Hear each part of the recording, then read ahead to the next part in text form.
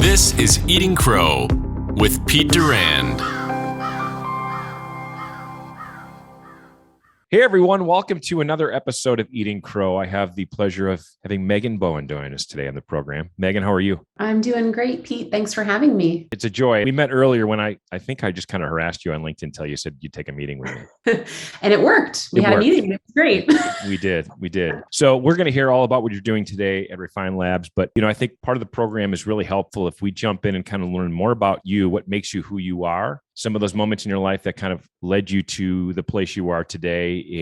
And that's what our audience really tees off on, is those moments where people go, ooh, but you kind of go, maybe I need to rethink this and change this. So we'll dig some of that out of Megan here in a minute. So Megan, first of all, kind of give us a little, where are you from? I am from Southern California. So the San Fernando Valley, right outside of LA, technically a Valley girl, if you go by that definition. But I moved to New York when I was 19. So I've been in New York a long time, but born and raised in the Valley. And that's why I asked the question, because I know at 19 years old, what about the Valley caused you to say, I'm going to New York? So my mom worked for an airline growing up. We did a lot of traveling. My mom tells this story. I think I was 9 years old. First time I went to New York City, and I was walking down the street and I looked to my mom and I said, I love this place. I'm going to live here one day. And so ever since that trip, my whole teenage years, I had this growing obsession that I was going to move to New York City and go to college. I actually kind of lost my nerve when I was in my senior year of high school, ended up applying to colleges in California, and I did my first year at San Diego State. 1 month in, I was like, I made a mistake. This is not what I want. And so I secretly applied to 2 colleges, NYU and Adelphi University, for transfer the following year. And I decided not to tell anyone because I didn't want anyone to sway my opinion, and then ended up getting into both schools and choosing one and making the move the following year. So it just took me a little extra time to work up the courage to do it. Was it the fact that you had committed to yourself at a young age that you wanted to be in New York, or was there something else about what you were studying or drawing you to New York? So I think that my grandfather spent a lot of time reading philosophy with me. And so I was very introspective, even at as an 18-year-old.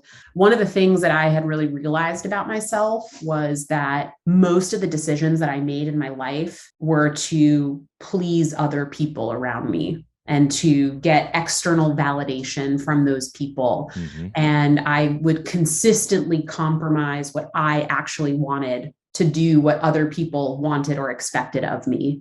And part of New York was this romanticized version of it being a cool city. But what I had realized was I need to get away from everybody that I know and love if I'm going to have any shot of building a life for myself that's actually something that I want. I recognized that I was incapable of being surrounded by people I love and quote unquote disappointing them. And so at the time, my thought process was, I have to make this type of decision if I'm going to find myself and figure out what I actually want in life. And so that was really what was going on in my head. And there, New York was a cool place and all of these things, but it was going somewhere. I didn't have any family or friends anywhere in the Northeast. And so it was really going out on my own and starting over, and I could be whoever I wanted. There was nobody around me to tell me that wasn't me. Ladies and gentlemen, if you're taking notes, that's her first Eating Crow moment. Yes. I knew freshman at San Diego State University, which, by the way, is in one of the most beautiful places in the world. I love living in San Diego. Oh my goodness, it's beautiful. Yeah. It's funny, oddly enough, I landed from New York yesterday. I was up there for a soccer tournament. My son played at Hofstra for a soccer game, which was great. I hadn't been to Long Island, so it was kind of nice to see. So college was kind of a great place to kind of land, to get started, get a feel for the area. When you were at school, did you start to have a plan for what you wanted to do when you got out of school? Were there classes? Were there things you were doing? Or were you kind of just still finding yourself? So I had a really interesting situation. I was supporting myself right when I moved out at 18. So I was making the move, but I had to go to school as well as get a full-time job to support myself. And I ended up going to Adelphi because they gave me a full ride. It was actually cheaper for me to rent a room in the city than to pay for room and board at the college. Got it. So I actually lived in Harlem my first 4 years in New York, and I reverse commuted out to Long Long Island, only 2 days a week. I crammed all my classes into 2 days a week. And then the other 5 days a week, I worked to pay my bills. And so for me, I had a very different college experience. Yeah. I was just trying to get the job done, essentially. And so I wasn't ever like, I didn't even go to my college graduation. I wasn't very like well connected to the school itself because I wasn't really having like a traditional college. I was like, I'm taking these classes to get a degree and I am working to support myself while I kind of get through this. I got a degree in business and my big picture was like, I'm going to get a degree in business and I'm going to like break into the New York startup scene and like see what happens. My lofty goal being I'm going to own my own business one day. I've done a lot of these episodes, and a common thread for people who have done something important in their life or great in their life is they have an insane work ethic. So if you can reverse commute from Harlem to Long Island 2 days a week to go to school and then go back and bust your butt and work the rest of the time and still get your studies done, that's a pretty good foundation for what else you're going to do from that point forward. What was the thing you learned when you said you got beyond your family who would buy knives from you and you started selling them to strangers? How did you even get them to take a meeting with you? Because back then, in those days, you had to go do a meeting. You couldn't do it over Zoom. You had to go to their house and show them how to do this. How did you get them to even pay attention? Yep. I think the two biggest lessons from my Cutco experience, which I've absolutely taken with me in everything that I've done in my life, is no usually just means not right now. Mm-hmm. And persistence will get you a result. Maybe not the result you wanted or expected, but if you just keep going, you will make something happen. And so I think those two lessons are really like what I truly internalized. And even interviewing for my first job that I found in Manhattan, it was a receptionist position at a fancy hair salon on the Upper East Side. Went to the interview, thought I killed it, called every day for 2 weeks to follow up. 6 weeks later, I get a call, actually took a different job that was paying less, come in for a second interview. I was like, what? I went back. They were like, we hired somebody else and it didn't work out, but you called every day for 2 weeks and left messages. And I had your name on Post-it notes all over my desk. And so you're the first person I remembered. And, basically like, I didn't hire you because of the way that you look, but if you let me make you over, I'll give you a job. Oh, ouch. Yeah. And we're going to work here. We've got some work to do. That was their opening. That was their welcoming line. That was the onboarding. Yeah. But I was like, and then at the time in hindsight, I like had no shame. I was just like, makes sense. Like, I'd like to give the ice cream shop 2 weeks notice. And they're like, oh, we're going to need 2 weeks. I'm like, got it. Oh, wow. But look at me now. I mean, that's such a great story. And I believe this person that you work for, didn't they become a reference for you at some point down the road as well at the hair salon? I mean, weren't they somebody that you relied on or you still have a relationship with him? Isn't that correct? I do. I saw him recently in August of this year. I actually got my next job. One of the clients at the salon offered me a job, and that was the job that I took afterwards, which was sort of like in a nonprofit tech office, making a lot more money, was kind of a bridge to my first New York City startup. But no, he was like my second father, and I had a wonderful experience there and actually helped him write a business case essentially to get a loan for a salon renovation. He was from Argentina and English wasn't his first language. And so I was helping him capture his business plan on paper. So yeah, he was amazing. It's a great story. Yeah, it is. I mean, you're dropped into people's lives and vice versa for a reason. That's a great story. And what a deep relationship to help him grow his business, for him to encourage you to move on to the next opportunity and let you grow. That's wonderful. So there's a theme in your career, which is something I want to tap into now. You have this passion for customer service, and not only the customers of your company, but even your own people as your team and your customer, enabling them to be successful. So what is it about how you're wired that makes you think about the client and your team? A lot of your content is related around this topic, right? And it starts internally. There has to be a theme and a culture that allows you to be successful. Where did you start to pick this up? Yeah, I think that pretty early in my career, I really realized how much of business is people, relationships, perception, individual people's motivation. Of course, that there's lots of things beyond people that are required to build successful companies, but that so much of what really matters comes down to working with people effectively.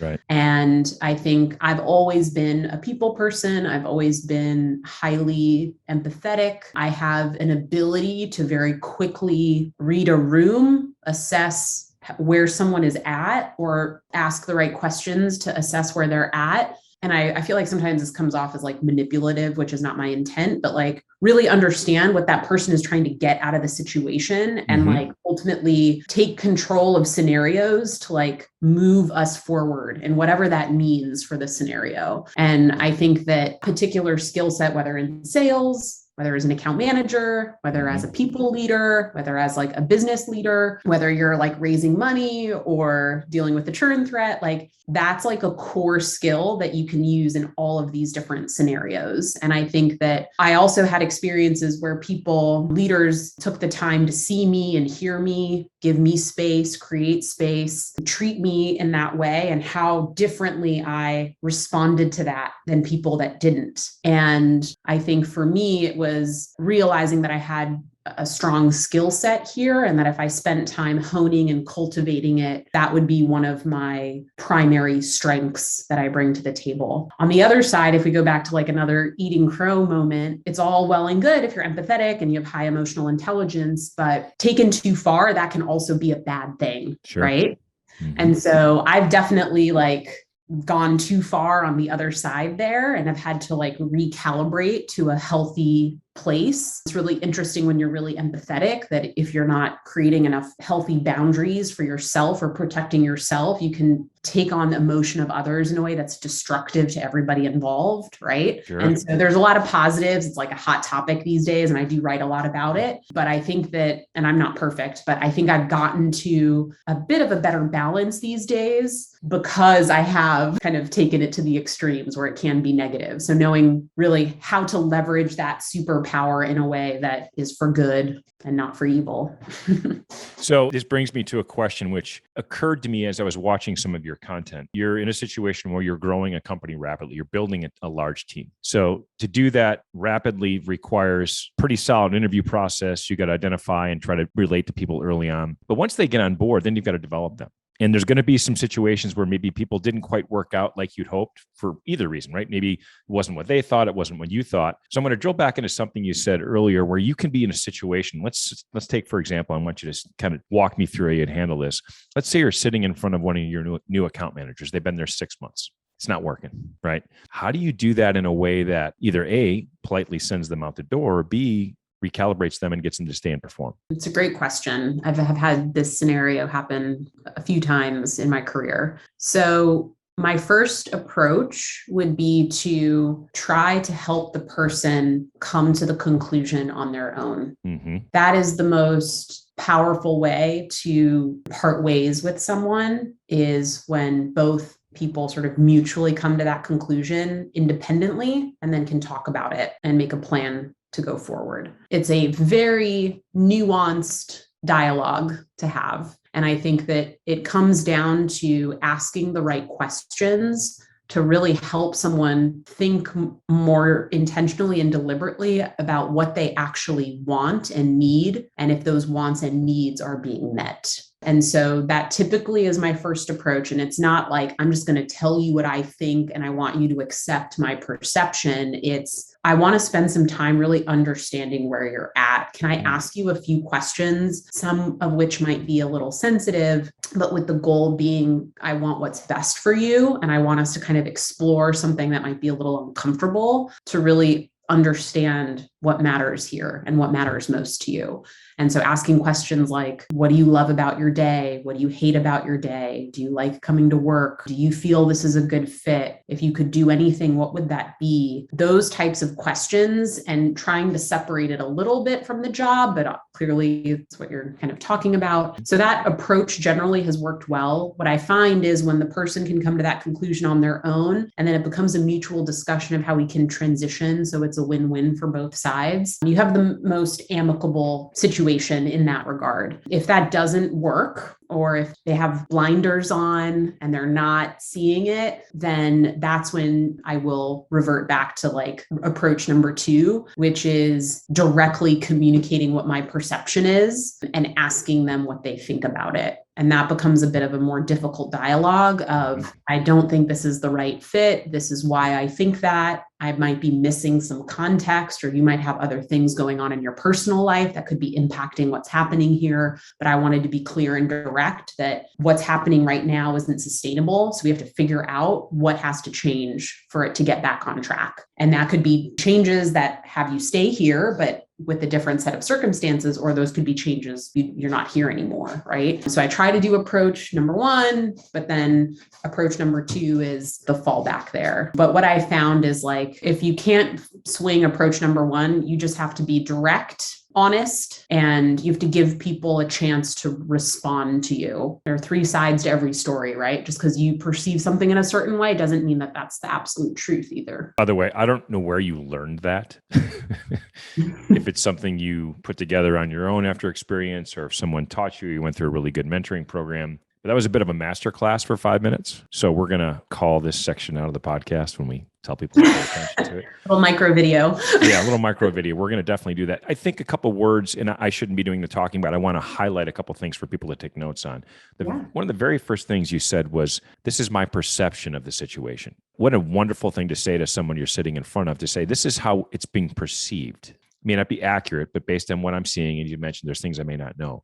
The other thing that's so brilliant about what you did in the first step, number 1, is you'll be able to use all the information you gathered there during number 2, right? Let's talk about your move. You mentioned earlier you wanted to become an entrepreneur, lead your own company. So let's shift gears for a second and talk about kind of where you went from that first kind of tech company, nonprofit, and you ended up at ZocDoc. So yeah, in between both of those, I was an account manager for 7 years at an ed tech company called eChalk, and sort of hit a wall there. And so I was applying to all sorts of jobs, found ZocDoc. It was early days. So it's 2012. I was like, booking your doctor's appointment online. This is genius. This is how everyone's going to do it in the future. Right. And I had a really funny interview experience there. I interviewed for like 3 different roles, 25 people. And then they came back and offered me a job as a customer support agent, which was not one of the roles that I interviewed for.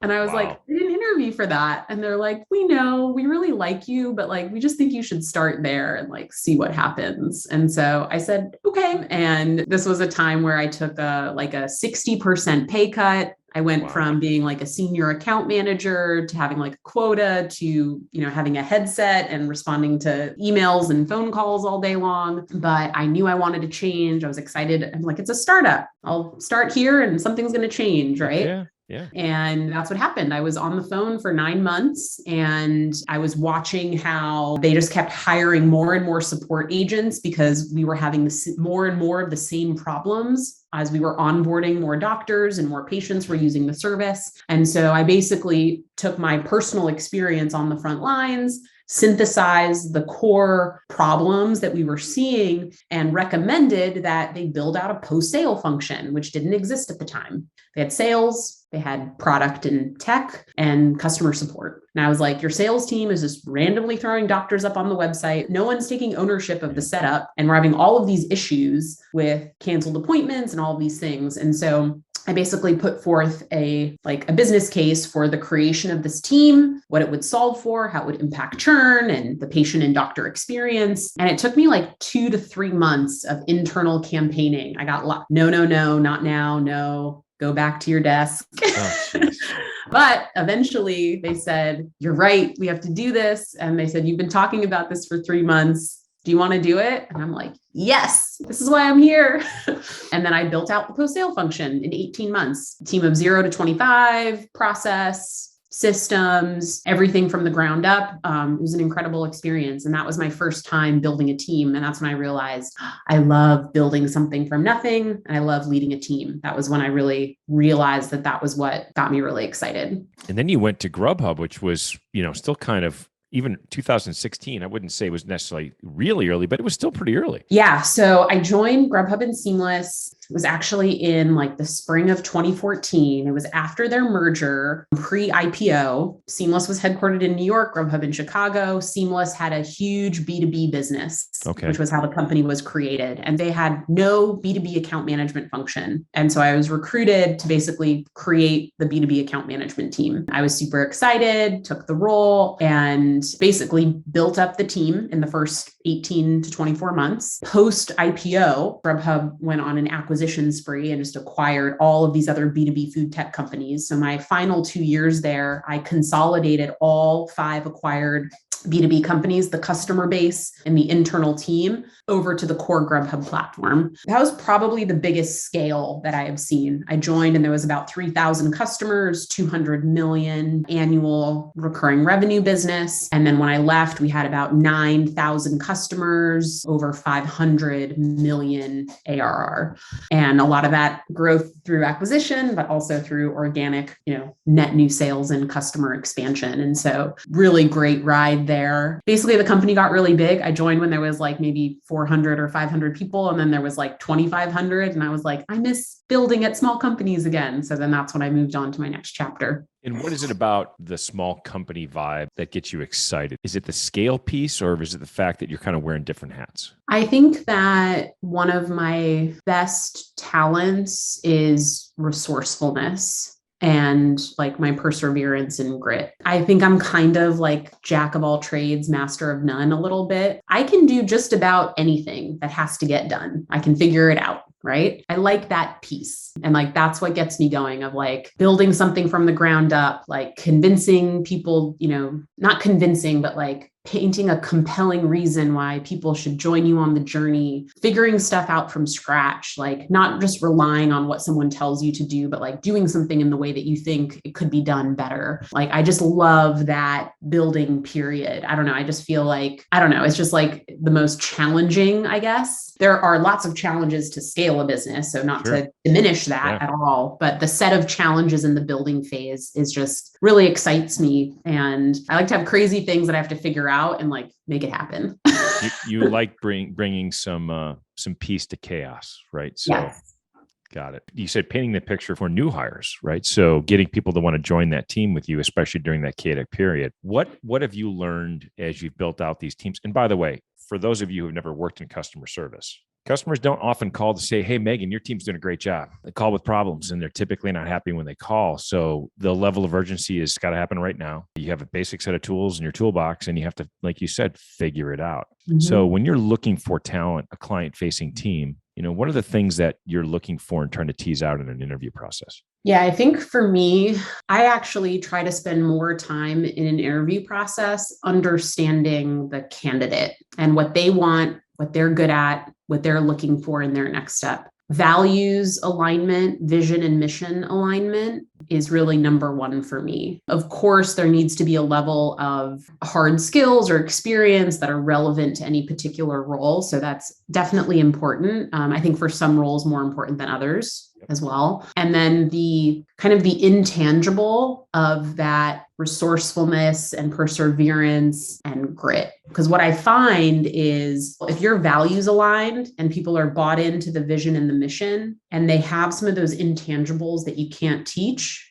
and the requisite hard skills so that they feel set up for success to do a good job, that's what actually matters the most, and that they want to be there. This is what I always tell people in interviews or sales calls. Like, my job is not to convince you to take a job here or to hire us and to be a client. My job is to have an honest conversation about whether it's going to be a good fit for both sides. And that's for customers, it's for team members, all around. And so I'll talk about the hard parts of the job or what we haven't figured out yet, or the challenges that we're currently facing that they'll probably have to deal with too, right? I want people to know what they're getting into. And so those are the things that I assess for. I try to paint an honest picture of what clients, team members, anyone should expect, because I don't want people to make a decision. I would rather not hire someone I need than make a decision that isn't going to be a good fit for the long term. Sure. Yeah, absolutely. I think that more often than not, people don't leave a job for the tactical things.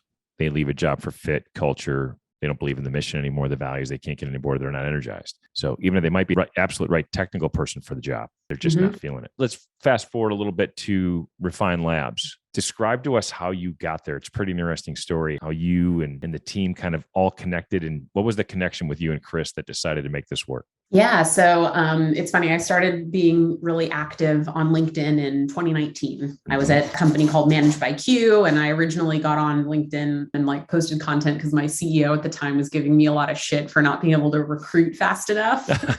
And so I was like, fine, I'm going to like get more active on LinkedIn to talk about the company and like as like kind of like an employer branding recruiting play, right? Sure. So that was my original goal, posting content on LinkedIn, and it worked. It helped a lot with some recruiting for that company over the course of that year. Me and Chris first met by like commenting on each other's posts back in 2019. This was before he was like really LinkedIn famous, like he is today. And then I think it was October, it was the fall of 2019. He had reached out and said, hey, I'm kind of doing like some video podcasting. You want to like do a couple episodes with me? So I said, I'd never done that before. I'd done like, panels or in-person conferences. I was like, yeah, like that sounds cool. Let's do it. So we did a couple of like Zoom podcasts essentially. And then right before the pandemic, he said, I'm coming to New York. I have like a film crew. Can we sit down and do like high production, like in-person interview?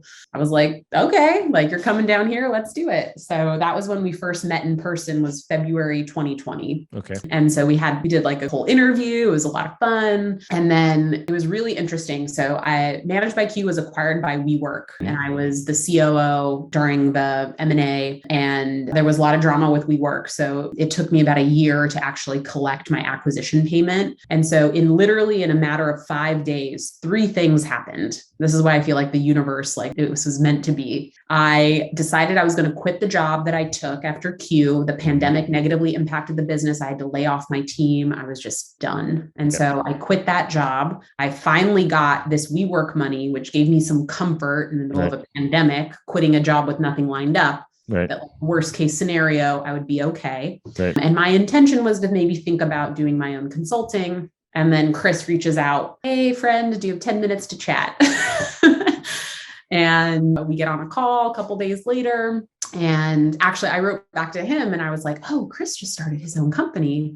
I'm like, hey, can we like extend it a little bit longer than 10 minutes? I'd love to like pick your brain about a couple things. Oh, sure. Why not? So he asked me, anyone in CS or a COO? I'm looking for like someone to help scale the company. And I was like, I'll look through my network. I'll let you know. I'll keep it in mind. And then I was like, and he's like, all right, what's up with you? And I was like, well, I quit my job and I'm thinking of starting my own thing. And like, you just kind of did that. What's your journey been like? What's worked? What hasn't worked? I think I'm going to start, making that happen for myself. I've wanted to be a business owner, and now I think is the time. And he was like, oh, let's just team up.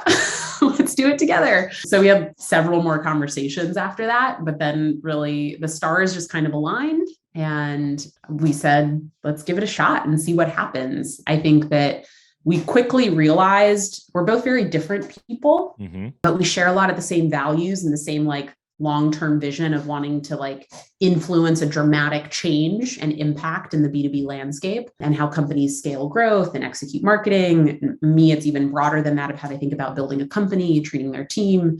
Chris cares about those things too. And so I think we just realized like we kind of want that to do the same, have the same impact, and we have highly complementary skill sets. So let's give it a shot and see what happens. So that's the story. And describe, when you got there, how big was the company and where is it today? It was pretty early days. So there was about 6 or 7 team members. There was about, I think maybe 9 or 10 customers paying us about $10K per month. This was like summer of 2020. And not even a year and a half later, we have almost 55 employees, 40 customers. Our prices have increased to 35 to 45K a month as our services have expanded. And I've been at a lot of really cool startups and companies in my career. I have never, ever seen the speed of growth that we have here. That is also 100% inbound. It's pretty insane and crazy. I joke with my team internally. I'm like bragging a little bit, but I'm like, Harvard Business School is going to write a case study about Refine Labs one day. They are. Yeah, I mean, you guys are eating. Chris is eating his own dog food, right? He's created a bunch of demand, and people come to him now because he's the SME for digital marketing, and he's flipped it on its head. Exactly. Yep. Yeah, that's when I started to notice Chris, because I was in the digital marketing world at the time, and I was seeing things differently. And there was this one guy out there that kept on saying kind of what I was thinking, and I'm like, but when I look at customers, they look at us cross-eyed. Like, what are you talking about? Why would you do that? And I'm like, well, there's this guy, Chris Walker. He kept on saying this is right.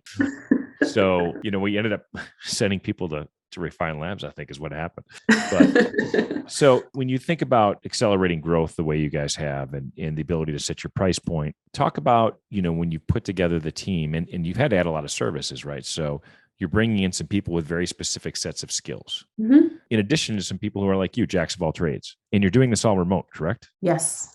How do you guys handle that? What is the communication like? How do you do the onboarding? How do you reach out and hug someone on their first day and, give them their koozie and their t-shirts? What is that like? Absolutely. So I think that it was really interesting because we saw so much of the scale in really like the height of the pandemic. And it was interesting because a lot of people had lost their jobs and were laid off. And I think people also were, just because of life circumstances, very like starved for just like genuine human connection. And so basically my like philosophy is that people's success is customer success is company success, and that your number one priority is your team. And just like any good customer success pro would say, like, customer onboarding is the most important milestone in the customer journey. It's pretty similar when you look at your team as well. And so the first thing that I did before I designed like our onboarding for our team members was, what am I trying to achieve here? And so, there are table stakes things like we need to get them set up with equipment and tools to enable them to do their job. We need to train them on our strategy and like the key things that they need to know to deliver our service, right? But almost more importantly, in my opinion, how do I want them to feel at the end of day one, at the end of week one, at the end of month one, right? And so I was really thoughtful about it. And so I said, okay, at the end of the first day, the overwhelming feeling I want them to have is I made the right choice, because that's everyone's first day, right? I hope I made the right choice. Let me see what this is about. And so I wanted the experiences that they had on the first day to provide like extreme validation that this was the right choice for them. At the end of the first week, I wanted people to feel I can be my true self here. I am accepted, I am respected, I can show up as all of me at work. And at the end of the first month, I want them to feel like I am ready to go. I understand what it's like to work here. I am set up for success, and I'm so excited to do the best work of my life. And so I started with the end in mind, like, these are the milestones that I want them to feel. And if I can get everybody to feel those things at those time, then I've done what I can do based on what I can control to get the team off to a good start, right? And so it's being really thoughtful about who are they meeting with on their first day, right? Intro meeting with Chris and to get super excited about the vision, right? We always have our team meetings on the first day. So they get to see everyone and see what a team meeting is like. They get to meet with their manager. It's not overscheduled. We're not like death by PowerPoint. They have an opportunity to meet with some other peers. And I personally will check in with everyone on their first day to make sure that they have what they need and it was a good first day, right? They spend time with someone on our team to get them all set up with their equipment, which we send to them in advance, and everything all good. It seems like a nice to have, but in a remote setting, like people's shit needs to work. And you need to make sure. Anyway, so I can go on if needed, but that's like how I think about onboarding specifically is really anchoring on like, what am I really trying to make them feel like? And what are the things that I can control that can ideally get me to that outcome? So let's go back to something you had said earlier in the podcast, which is you're looking for people that buy into the mission and the vision. So when you're thinking about, and this is going to be a little bit of as we wrap this thing up, a bit of a commercial for Refine Labs, which I'm totally fine with because I'm a big fan. So what is it about Refine Labs that's changing the way people think of B2B digital market? What's the core vision and mission that you guys are bringing to the market? Yeah, our entire philosophy is a complete departure of how the majority of B2B companies execute and measure marketing today. Okay. It is rooted in the reality that B2B buying and selling has dramatically changed in the last 10 years, yet none of the actual tactics and strategies that people deploy have. And so everything that we do is acknowledging the reality that the power is in the hands of the buyer. Information is so easily accessible that if you're not providing it, people are moving on. They don't even accept jumping through hoops to get information today because most companies, or not most, but the smart ones are smart about just giving away their content for free. And then really architecting those strategies rooted in common sense, doing what's best for your customer, and meeting buyers where they're at and where they're learning and making decisions. Sure. It's so obvious, but like most things that feel obvious to a small group, like in 10 years from now, there will be the next frontier that we're going after, right? And a lot of people will have caught up to this. Sure. But yeah, it's surprising how many people don't like to change. It very much is. And when you think about where the company is going to be in 3 to 5 years, it doesn't have to be a headcount goal, but what do you guys think you're doing from a market size? I mean, is this thing growing to a couple $100 million? I mean, the sky's the limit? What are your thoughts? I think the way that I'll answer this question is, I think that we believe we have a really unique perspective in the market. We have a very differentiated strategy that most people are not adopting. And then we're actually executing on that strategy with all of our customers. And so you think of really large like analyst firms like Gartner or this and that, who position themselves as the thought leaders of, putting out these industry reports and all of these recommendations that lots of CMOs will pay thousands and thousands of dollars for, and essentially take what they're saying as word and run and implement it without really putting the pieces together. That's a pay to play. Oh, you have to buy ABM software if you're going to be a successful CMO, when it's like, sure, it can help, but it's not needed. Right. And so what we are really building towards is, given that we not only have our proprietary strategy, but we're actually doing the work and collecting the data and validating what's working and what's not working and constantly evolving our approach, is we'll actually have unbiased, evidence-based data to support the strategies that we're putting out. And that beyond our consulting business, we'll find other avenues to communicate that information to have a much broader impact across the B2B landscape, so that more and more companies can adopt these strategies and start growing much more sustainably. So I think that's really like the big vision. Is the consulting business is one way to achieve that goal, but there are a lot of other really interesting avenues, and that we are really the only strategy, research, and execution firm. I wouldn't compare us to another media agency or a marketing agency. We're very different from that. And it's the combination of those three components and having them feed into one another that I think really differentiates what we're doing and the potential impact that we can have as a result. So let me ask a couple follow-up questions. So if you were to think about where you get, you mentioned this a couple of times, this resourcefulness and this grit. Does it come from your family? Does it come from your parents? Come from a mentor? Does it come from your favorite superhero athlete? Where do you think it comes from? I think the answer is like not glamorous and maybe a little sad and pathetic. That's exactly what we're going for in Eating Crow, a little sad and pathetic. And this is like my biggest personal Mount Everest, if you will, that I am summiting every day. Goes back to why I had to come to New York to like figure out what my life was going to be.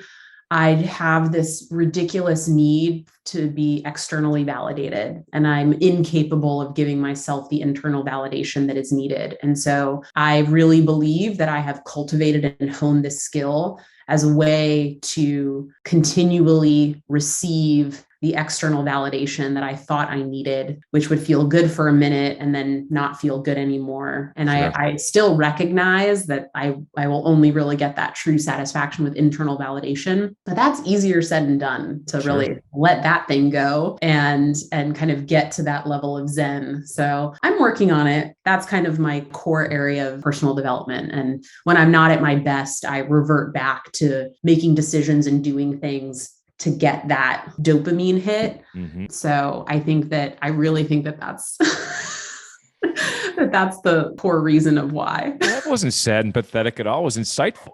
So if you can, first of all, if you can diagnose it, that's a huge, huge leap, right? There's a lot of people sitting there wondering why they don't feel a certain way. But if you can diagnose it, then you can, like you said, you've adapted your behaviors, your surroundings, your environment to give you what you need externally while you kind of work on the continuous project. And by the way, I think all of us will work on that project the rest of our lives. I think everyone has a bit of that, no question. So, well, if you're looking for a momentary, bit of external validation, there's a reason we asked you on the podcast, and nobody's going to be disappointed. It was a fantastic episode, Megan. This was great. I love the eating crow. I feel like very original and unique in the field of podcasting. Yeah. Thank you. We're trying, and best of luck to you and Chris. It's fun to watch from the outside how things are growing, and you guys are eating your own dog food. You're practicing your own practice, and it's working. So I'm sure more will take notice, and we're very grateful to have you on the show. Thanks for having me. Thanks, Megan. It's been great. Thanks for checking out Eating Crow. Like and subscribe so you never miss a video.